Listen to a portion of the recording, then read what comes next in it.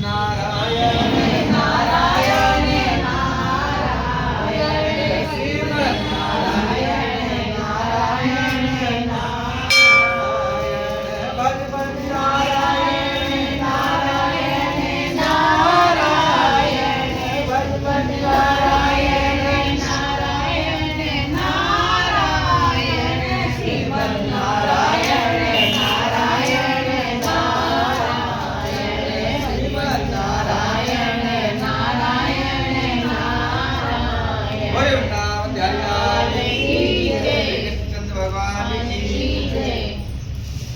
युधिष्ठिर भगवान ने कहा, हे कृष्ण, मैं विजया एकादशी का महात्म्य जो महान फल देने वाला है उसे तो सुन लिया है।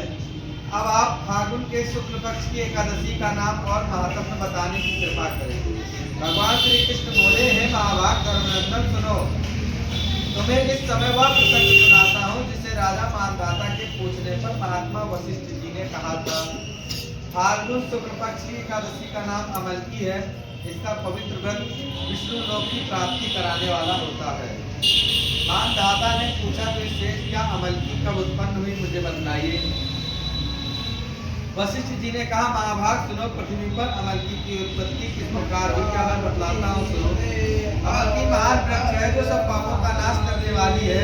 भगवान विष्णु के मुखार बिंद से चंद्रमा के समान कांतिमान एक बिंदु प्रकट हुआ। वह बिंदु पृथ्वी पर गिरा, उसी से अमलकी आंवले का महान वृक्ष उत्पन्न हुआ। जैसे भगवान के पसीने से तिल तिला एकादशी उत्पन्न हुई, उसी प्रकार मुखार बिंदु से आंवला उत्पन्न हुआ। और यह सभी वृक्षों का आदिभूत कहलाता है। इसी समय समस्त प्रजा की सृष्टि करने के लिए भगवान ने ब्रह्मा जी को उत्पन्न किया। फिर ब्रह्मा जी को आदेश दिया कि इस सृष्टि को तुम बढ़ाओ। तब ब्रह्मा जी भगवान का आदेश पाकर प्रजा की सृष्टि हेतु देवता, दानव, गंधर्व, यक्ष, राक्षस, नाग, निर्बल मन अंतःकरण वाले महर्षियों को ब्रह्मा जी ने जन्म दिया। उसमें से देवता भी जन्मित हुए और ऋषि उस स्थान पर आए जहाँ विष्णुप्रिया अमलकी का वृक्ष था। महाभाग उसे देखकर देवताओं को बड़ा विस्मय हुआ। वे एक दूसरे पर दृष्टिपात करते हुए उत्कंठा पूर्वक उस वृक्ष की ओर देखने लगे और खड़े खड़े सोचने लगे कि लक्ष्य मतलब पाकर आदि वृक्ष तो पूर्व कल्प से ही यहाँ पर है, लेकिन यह वृक्ष अभी जल्द ही उत्पन्न हुआ है, परिचित में नहीं आ रहा है। यह कौन सा वृक्ष है? तभी आकाशवाणी हुई कि महर्षि या सर्वश्रेष्ठ अमलकी का वृक्ष है जो विष्णु को प्रिय है। इसके स्मरण मात्र से गोदान का फल प्राप्त होता है। स्पर्श करने से दूना फल तथा आंवले को खाने से तिगुना फल प्राप्त होता है। इसके लिए सदा प्रयत्न करना चाहिए कि आज के दिन आंवले का सेवन करना चाहिए। यह सब पापों को हरने वाला वैष्णव वृक्ष बताया गया है। इसके मूल में वृक्ष, उसके ऊपर ब्रह्मा तथा स्कंद में भगवान परमेश्वर, रुद्र शाखाओं में मुनि, टहनियों में देवता, पत्तियों में वसु, फूलों में मरुत, फलों में समस्त प्रजापति वास करते हैं। अमलकी सर्वदेवमयी बताई गई है, अतः विष्णु भक्त पुरुषों के लिए यह परम पूज्य उत्तम है। ऋषि बोले, अव्यक्त स्वरूप वाले बोलने वाले महापुरुष, हम लोग आपको क्या समझे? आप कौन है, देवता है या कोई और है? मुझे ठीक ठीक बताइए। आकाशवाणी हुई तो संपूर्ण भूतों के कर्ता और समस्त भूतों के सृष्टा है। जिन्हें विद्वान पुरुष की कठिनता से देख पाते वही सनातन विष्णु। मैं वह परम ब्रह्म परमात्मा हूँ।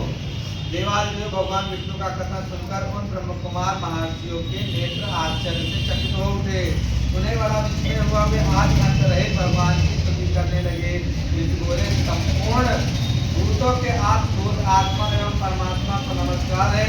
आपकी महिमा से कभी विचलित न होने वाले अच्छी को नित्य प्रणाम है। अंतर रहित परमेश्वर को बारंबार प्रणाम है। दामोदर कवि सर्वज्ञ यज्ञेश्वर को नमस्कार है। मायापते आपको नमस्कार है। आप विश्व के स्वामी अतः आपको नमस्कार है। ऋषियों को इस प्रकार स्तुति करने पर भगवान श्री हरि संतुष्ट हुए। बोले, हे महर्षियों, तुमने कौन सा अभिष्ट वरदान दे दूं? जो इच्छा वो मांग लो भगवान। यदि आप संतुष्ट हैं तो हम लोगों के हित के लिए कोई ऐसा व्रत बतलाइए जो स्वर्ग के बाद हमें मुक्त कर दे।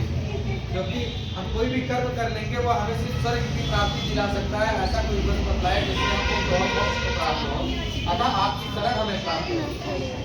भगवान विष्णु बोले महर्षियों कार्तिकेय शुक्ल पक्ष में यह मुख्य नक्षत्र से युक्त द्वादशी हो तो महान पुण्य देने वाला है।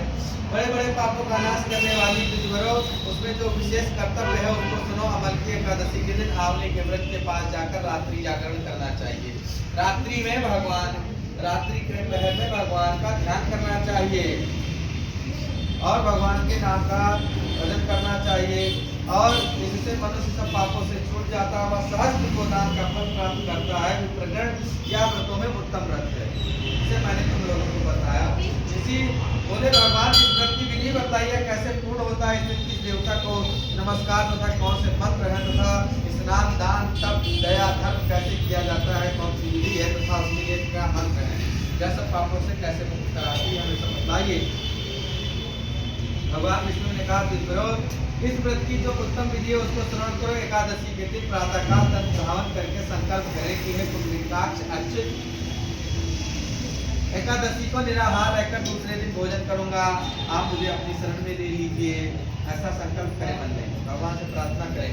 ऐसा नियम लेने के बाद पतित चोर पाखंडी दुराचारी गंदे लोगों से दुर्पत्नीगामी मनुष्यों से जो सिर्फ हमेशा फालतू की बातें करते हैं ऐसे लोगों से दूर रहो, या मन को निगेटिव मतलब नकारात्मक सोच की ओर ले जाने वाले लोगों से दूर रखो और मन को में भगवान नाम का संकीर्तन करते हुए स्नान करें, मिट्टी लगाएं चाहे साबुन लगाएं और भगवान से प्रार्थना करें कि हे प्रभु जिस प्रकार इस साबुन से हमारे शरीर का मैल नष्ट हो रहा है उसी प्रकार प्रभु हम आपका व्रत व पूजन करने जा रहे हैं, इससे हमारे मन का मैल दूर करो और उस मन में आप सर्वदा व्यक्त हो जाओ और हमें दर्शन दो। ऐसा करने के बाद फिर सर पे जल डालें और जल से भी प्रार्थना करें कि इसी जल में भगवान विष्णु वास करते हैं। हे प्रभु मैं इस जल स्वरूप आपको स्नान कर रहा हूँ और इसी से समस्त प्राणियों का जीवन है, हे प्रभु इससे हमारा कल्याण करो, हम स्नान कर रहे हैं। इसके बाद कुंडों झरनों नदियों देव संबंधी सरोवर में स्नान करें या मेरा स्नान उक्त सभी स्नानों का फल देने वाला है। विद्वान पुरुषों को चाहिए कि इसमें परशुराम जी का पूजन किया जाता है। परशुराम जी की मूर्ति बनाकर उसे भगवान विष्णु स्वरूप मानकर पूजन किया जाता है। परशुराम जी की प्रतिमा बनवाने उसे आंवले के वृक्ष के पास रखकर भगवान का पूजन करें। नैवेद्य पुष्प धूप दीप गंध अक्षत से भगवान का पूजन करें और 108 28 8 या 7 बार परिक्रमा करें आंवले का। उसके बाद पूजन करने के पश्चात जो भी चढ़ा हुआ दान है सब ब्राह्मण को दान करने के पश्चात उसे दान करके फिर भगवान को अर्घ दें। लोटे में जल अक्षत पुष्प धूप दीप आदि से भगवान को अर्घ दें। अर्घ देते समय भगवान से प्रार्थना करें कि हे प्रभु मेरे इस अर्घ को स्वीकार करें। हे भगवान विष्णु हे द्विजोत्तम हमारे इस अर्घ को स्वीकार करें। अर्घ के पश्चात जो इस फल को प्राप्त करता है, ये फल जो प्राप्त होता है सुनो संपूर्ण तीर्थों के सेवन से जो पुण्य प्राप्त होता है वह सब इस प्रकार के दान देने से जो फल प्राप्त होता है सब उपयुक्त विधि से पालने से सुलभ होता है। समस्त यज्ञों की अपेक्षा जो लोग पहले यज्ञ करते हैं हवन करते हैं इस व्रत को करने से उन्हें उन यज्ञों के बराबर फल प्राप्त हो जाता है। वशिष्ठ जी कहते हैं इतना कहकर देवेश्वर भगवान अंतर ध्यान हो गए। कुल मिला के कहने का मतलब ये है कि जो भगवान की शरण में आते हैं भगवान कहते हैं जो मेरी शरण में आता है वह मुझे पाता है और जो इस संसार में रह के रह जाता है वह समस्त योनियों का भोग करता है। भोग से मन उगने के बाद वह मेरी शरण में आ जाता है। और महर्षियों ने उक्त व्रत को पूर्ण रूप से पालन किया। मुझे इसी प्रकार इस व्रत का अनुष्ठान करना चाहिए। भगवान श्री कृष्ण कहते हैं देखिए क्या दुर्धर्ष व्रत मनुष्यों के सब पापों को मुक्त कराने वाला है। यह व्रत बहुत ही अच्छा है। थोड़े समय